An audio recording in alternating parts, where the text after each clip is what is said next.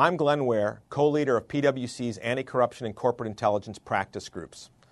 Today, I'm going to talk to you about financial and reputational risks that banks, brokers, asset managers, and other institutions face if they run afoul of anti-corruption initiatives and what they can do to mitigate these risks.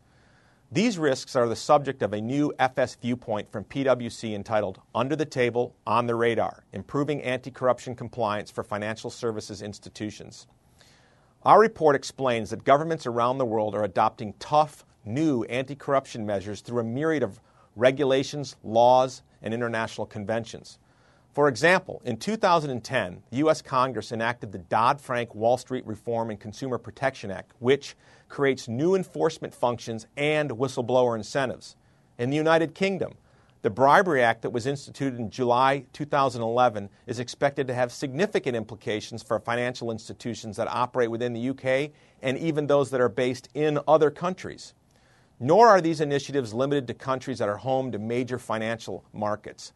The United Nations Convention Against Corruption has been approved by over 140 countries, and they are starting to implement its mandatory enforcement functions. Beyond the United Nations conventions, laws are being harmonized globally, which is likely to result in a growing number of parallel investigations across national borders, often coordinated with the possibility of more stringent penalties. Not all anti-corruption measures are new. Countries are more aggressively enforcing laws that are already on the books or finding new applications for them. Finally, anti-corruption investigations are more and more likely to have spin-off impacts, such as shareholder litigation, tax investigations, money laundering probes, and significant reputational impact for the affected companies.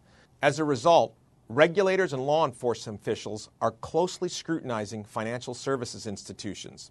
The number of anti-corruption cases is growing, and the severity of penalties is expected to continue to increase. Everything from fines to prison terms to other sanctions, including industry-wide bans and debarments. PwC has an interdisciplinary team with extensive experience providing the full suite of anti-corruption services and other advisory services to clients around the world.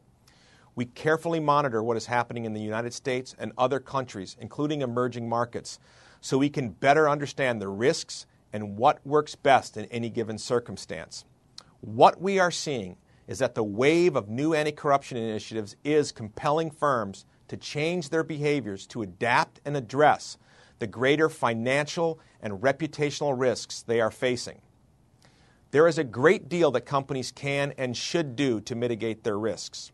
For instance, they should leverage existing compliance programs to provide a solid foundation for new anti-corruption initiatives.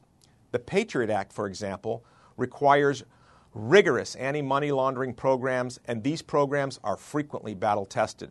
The tools that are embedded in these programs to monitor, track, and detect suspicious activity by customers can be leveraged to detect potentially corrupt activity by employees, vendors, and other third parties.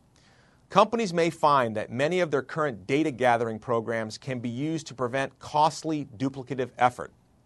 Although many companies have made a great deal of progress, there is more they can and must do to deter and detect fraud and corruption in their ranks and to avoid failures to comply.